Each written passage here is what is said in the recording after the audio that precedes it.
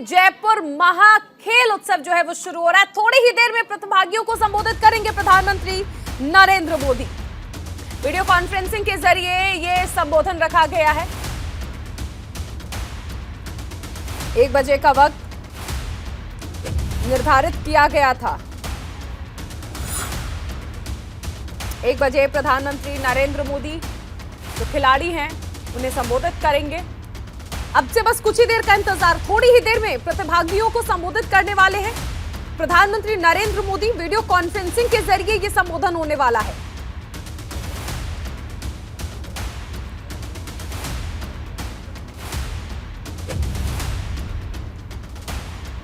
थोड़ी देर में प्रतिभागियों को संबोधित करेंगे। आज से जयपुर महाखेल उत्सव शुरू हो रहा है।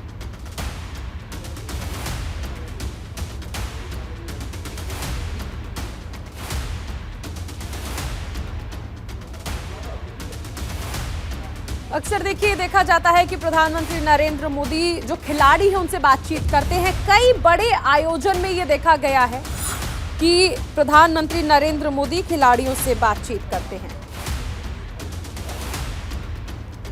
इसी क्रम में आज भी बस थोड़ी ही देर का इंतजार और प्रधानमंत्री वीडियो कॉन्फ्रेंसिंग के जरिए प्रतिभागियों को संबोधित करेंगे।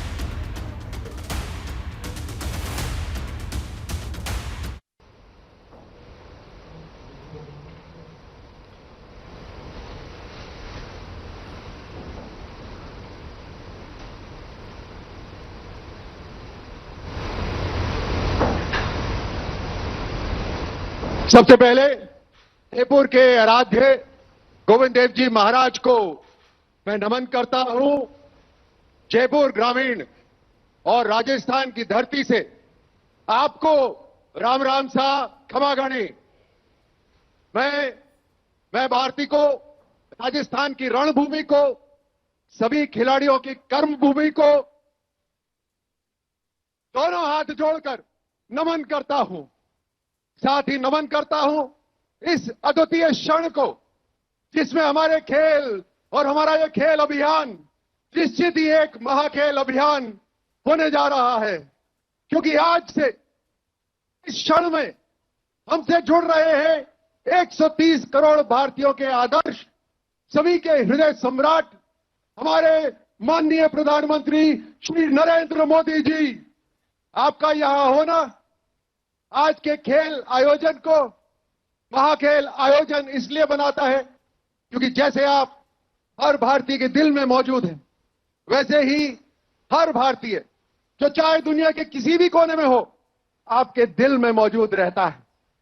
तो आज जो भी आप यहां देखेंगे, महसूस करेंगे, वो पूरी दुनिया में मौजूद हर भारतीय को महसूस होगा और किसी भी खिलाड़ी के लिए इससे बड़ी कोई बात नहीं हो सकती।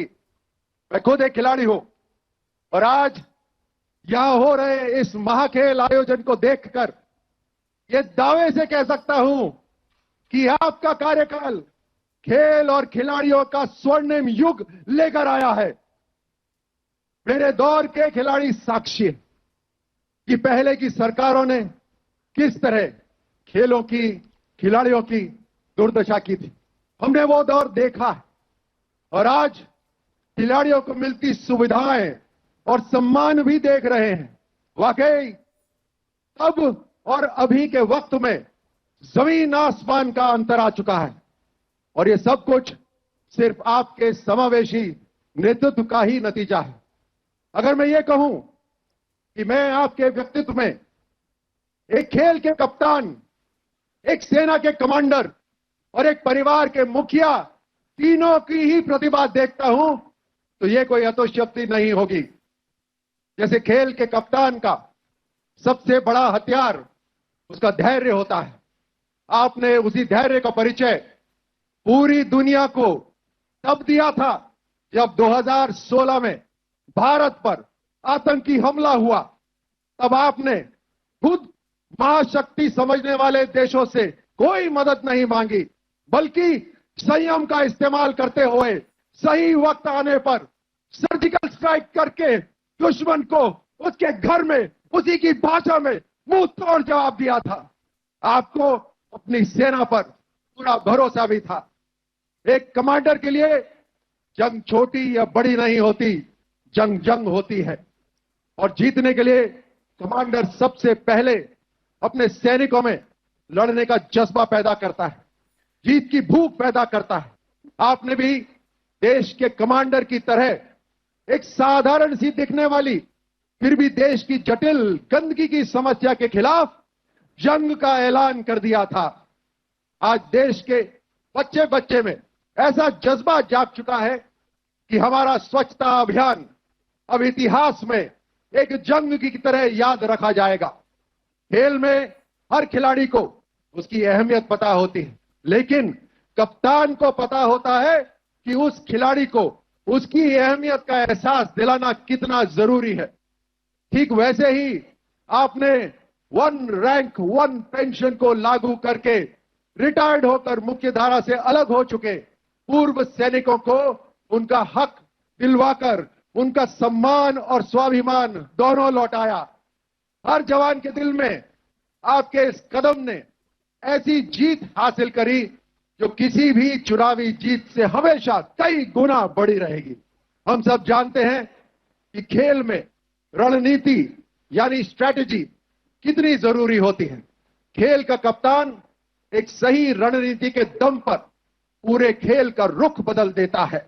आपने भी एक सफल कप्तान की तरह देश के आर्थिक विकास का रुख अपनी उस एक रणनीति से बदल दिया जब आपने भारत की व्यवहारिक टैक्स व्यवस्था की जगह जीएसटी को लागू करने का फैसला लिया।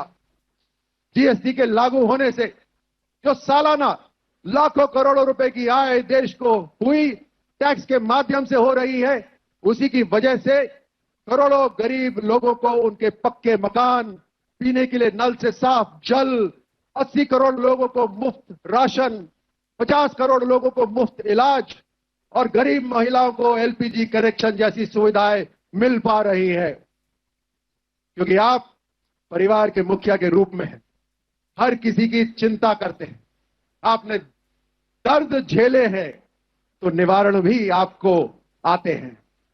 आप सही मायने में देश के कमांडर हैं, क्योंकि जैसे सेना में जनरल के सिर्फ एक आह्वान पर फौज का हर जवान, सारे संसाधन, अस्त्र शस्त्र सब एक साथ लामबंद हो जाते हैं और बिना सवाल युद्ध में कूद पड़ते हैं, वैसे ही आपके एक आह्वान पर कोविड नामक प्रलय का सामना करने के लिए पूरा देश लामबंद हो गया था। आम जनता, डॉक्टर्स, पुलिसकर्मी, सफाई कर्मी सभी ने अपना अपना मोर्चा संभाल लिया और कोविड युद्ध में कूद पड़े। एक दूसरे की मदद करने के लिए आपने जो प्रोत्साहन दिया वही देश की सबसे बड़ी ताकत बना। इसी प्रोत्साहन के बल पर हमारे देश ने न सिर्फ बीमारी से लड़ने के लिए वैक्सीन बनाई बल्कि दूसरे देशों को भी मुहैया करवाई। इसलिए आज पूरी दुनिया आपको सिर्फ भारत के नहीं बल्कि पूरे विश्व के कमांडर के रूप में देखती है। सीधा सुनाते हैं प्रधानमंत्री नरेंद्र मोदी इस वक्त क्या कह रहे हैं। और हमारे सहयोगी भाई राजवर्धन सिंह राठौड़, सभी खिलाड़ी, कोचगण और मेरे युवा साथियों, सबसे पहले तो जयपुर महाखेल में मेडल जीतने वाले,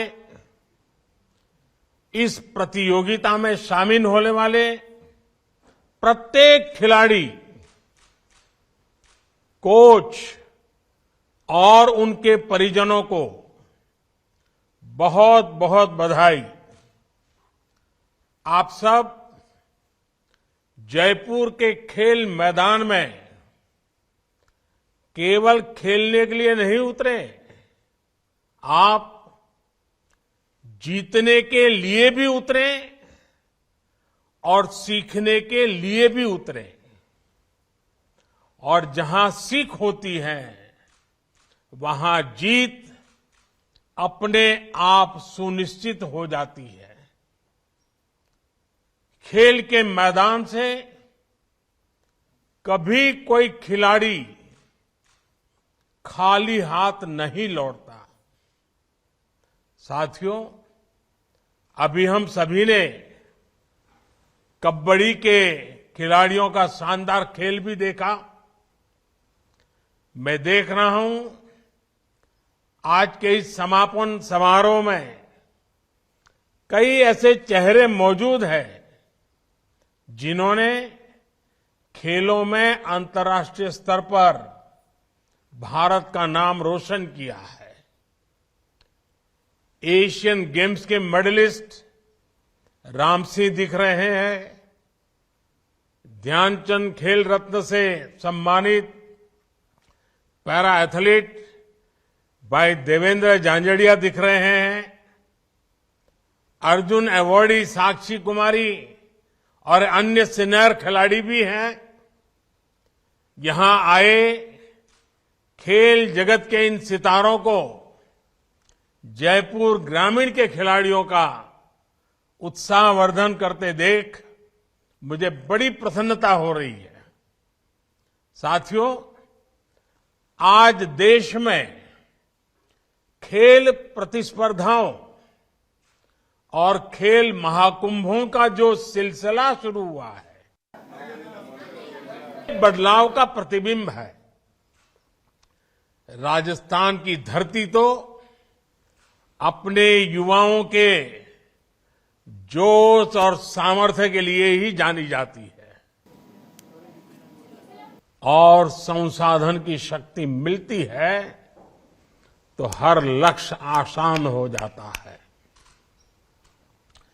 देश की इस अप्रोच की झलक इस बार की बजट में भी दिखाई दे रही है। इस बार देश के बजट में खेल विभाग को करीब 2500 करोड़ रुपए का बजट मिला है, जबकि 2014 से पहले खेल विभाग का बजट 800 साढ़े 800 करोड़ रुपए के आसपास ही रह जाता था। यानी 2014 के मुकाबले देश के खेल विभाग के बजट में लगभग 3 गुना बढ़ोतरी हुई है। इस बार अकेले खेलो इंडिया अभियान के लिए ही 1000 करोड़ रुपए से ज्यादा बजट दिया गया है। ये ऐसा खेल से जुड़े हर क्षेत्र से में संसाधनों और सुविधाओं का निर्माण करने की दिशा में काम आएगा। साथियों, पहले देश के युवाओं में खेल का जज्बा तो होता था, प्रतिभा भी होती थी, लेकिन अक्सर संसाधन और सरकारी सहयोग की कमी हर बार आड़े आ जाती थी। अब हमारे खिलाड़ियों की इस चुनौती का भी समाधान किया जा रहा है। मैं आपको इस जयपुर महाखेल का ही उदाहरण दूंगा। जयपुर में ये आयोजन बीते 5-6 वर्षों से चल रहा है। ऐसे ही देश के कोने कोने में भारतीय जनता पार्टी के सांसद अपने अपने क्षेत्रों में खेल महाकुंभों का आयोजन करवा रहे हैं। इन सैकड़ों खेल महाकुंभों में हजारों युवा, हजारों प्रतिभावान खिलाड़ी अलग अलग खेलों में भाग ले रहे हैं। सांसद खेल महाकुंभ की वजह से देश की हजारों नई प्रतिभाएं उभर कर सामने आ रही है। साथियों, ये सब इसलिए मुमकिन हो पा रहा है क्योंकि केंद्र सरकार अब जिला स्तर और स्थानीय स्तर तक स्पोर्ट्स फैसिलिटी बना रही है। अब तक देश के सैकड़ों जिलों में लाखों युवाओं के लिए स्पोर्ट्स इंफ्रास्ट्रक्चर तैयार किया गया है। राजस्थान में भी केंद्र सरकार द्वारा अनेक शहरों में स्पोर्ट्स इंफ्रा का निर्माण हो रहा है। आज देश में स्पोर्ट्स यूनिवर्सिटीज भी बन रही हैं और खेल महाकुंभ जैसे बड़े आयोजन भी प्रोफेशनल तरीके से हो रहे हैं। इस बार नेशनल स्पोर्ट्स यूनिवर्सिटी को भी अधिकतम बजट प्रदान किया गया है। हमारा प्रयास है कि स्पोर्ट्स मैनेजमेंट और स्पोर्ट्स टेक्नोलॉजी से जुड़ी हर विद्या को सीखने का माहौल बने, जिससे युवाओं को इस क्षेत्र में कैरियर बनाने का अवसर मिलेगा। साथियों, पैसे की कमी के कारण कोई युवा पीछे न रह जाए, इस पर भी हमारी सरकार का ध्यान है। बेहतरीन प्रदर्शन करने वाले खिलाड़ियों को केंद्र सरकार अब सालाना 5 लाख रुपए तक की मदद करती है। प्रमुख खेल पुरस्कारों में दी जाने वाली राशि भी 3 गुना तक बढ़ा दी गई है। ओलंपिक जैसी बड़ी वैश्विक प्रतियोगिताओं में भी अब सरकार पूरी शक्ति से अपने खिलाड़ियों के साथ खड़ी रहती है। टॉप्स TOPS टॉप जैसी स्कीम के जरिए वर्षों पहले से खिलाड़ी ओलंपिक की तैयारी कर रहे हैं।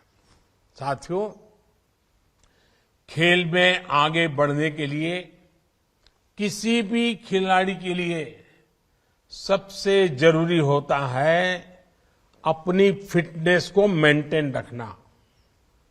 आप फिट होंगे तभी सुपर हिट होंगे।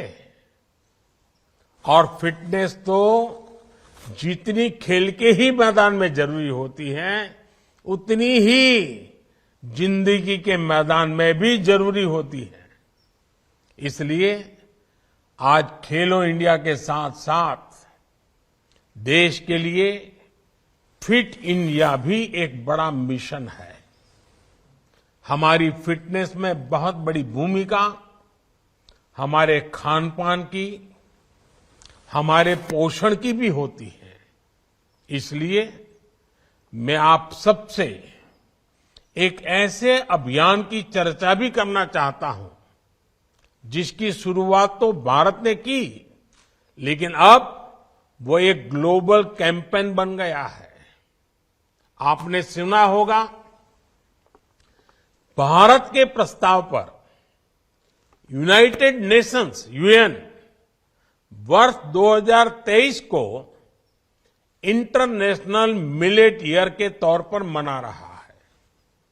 और राजस्थान तो मिलेट्स यानी मोटे अनाजों की एक बेहद समृद्ध परंपरा का घर है और अब देशव्यापी उसकी पहचान बने, इसलिए ये मोटे अनाज को श्री अन्न इस नाम से लोग जाने, ये बहुत आवश्यक है। इस बार बजट में भी इस बात का उल्लेख किया गया है। ये सुपर फूड है, ये श्री अन्न है और इसलिए राजस्थान का श्री अन्न बाजरा, श्री अन्न ज्वार, ऐसे अनेक मोटे अनाज ये श्री अन्न के नाम के साथ अब जुड़ गए हैं, उसकी पहचान है। और ये कौन नहीं जानता जो राजस्थान को जानता है, ये हमारे राजस्थान का बाजरे का खिचड़ा और चूरमा क्या कोई भूल सकता है क्या? मेरा आप सभी युवाओं से विशेष आह्वान होगा, आप अपने खाने में श्री अन्न यानी कि मोटे अनाजों को तो शामिल करें। इतना ही नहीं, स्कूल, कॉलेज, युवा पीढ़ी में खुद ही उसके ब्रांड एम्बेसडर बन करके लग पड़िए। साथियों, आज का युवा केवल एक क्षेत्र में सिमट कर नहीं रहना चाहिए। वो मल्टी टैलेंटेड भी है और मल्टी डायमेंशनल भी है। देश भी इसलिए युवाओं के सर्वांगीण विकास के लिए काम कर रहा है। एक और युवाओं के लिए आधुनिक स्पोर्ट्स इंफ्रास्ट्रक्चर बन रहा है, तो साथ ही बच्चों और युवाओं के लिए नेशनल डिजिटल लाइब्रेरी का भी प्रस्ताव इस बजट में किया गया है। नेशनल डिजिटल लाइब्रेरी के जरिए विज्ञान, इतिहास, समाजशास्त्र, संस्कृत जैसी भाषाएं, हर विषय की किताबें शहर से गांव तक हर स्तर पर डिजिटली उपलब्ध होगी। ये आप सबके लर्निंग एक्सपीरियंस को नई ऊंचाई देगा। सारे रिसोर्सेज आपके कंप्यूटर और मोबाइल पर उपलब्ध करवाएंगे। साथियों, स्पोर्ट्स केवल एक विद्या ही नहीं है, स्पोर्ट्स एक बहुत बड़ी इंडस्ट्री भी है। स्पोर्ट्स से जुड़ी चीजें और संसाधन बनाने से बड़ी संख्या में लोगों को रोजगार भी मिलता है। ये काम ज्यादातर हमारे देश में लघु उद्योग, एमएसएमईज करते हैं। इस बार बजट में स्पोर्ट्स सेक्टर से जुड़ी एमएसएमईज को मजबूत करने के लिए भी कई महत्वपूर्ण घोषणाएं हुई है। ये आपको एक और योजना के बारे में बताना चाहता हूं। ये योजना है पीएम विश्वकर्मा कौशल सम्मान, यानी पीएम विकास योजना। ऐसे लोग जो अपने हाथ के कौशल से, हाथ द्वारा चलाए जाने वाले औजारों से स्वरोजगार करते हैं, सृजन करते हैं, निर्माण करते हैं, उन्हें ये योजना बहुत मदद करेगी। उन्हें आर्थिक सहयोग से लेकर उनके लिए नए बाजार बनाने तक हर तरह की मदद पीएम विश्वकर्मा योजना द्वारा दी जाएगी। हमारे युवाओं के लिए ये भी रोजगार के, स्वरोजगार के बड़े अवसर बनाएगी। साथियों, जहां प्रयास पूरे मन से होते हैं, वहां परिणाम भी सुनिश्चित होते हैं। देश ने प्रयास किए, परिणाम हमने टोक्यो ओलंपिक्स में देखा, कॉमनवेल्थ खेलों में देखा, जयपुर महाखेल में भी आप सबके प्रयास भविष्य में ऐसे ही शानदार परिणाम देंगे। आपसे ही देश के लिए अगले गोल्ड और सिल्वर मेडलिस्ट निकलने वाले हैं। आप अगर ठान लेंगे तो ओलंपिक्स तक में तिरंगे की शान बढ़ाएंगे। आप जिस क्षेत्र में जाएंगे वहां देश का नाम रोशन करेंगे। मुझे विश्वास है हमारे युवा देश की कामयाबी को बहुत आगे तक लेकर के जाएंगे। इसी भावना के साथ आप सभी का बहुत बहुत धन्यवाद, बहुत बहुत शुभकामनाएं।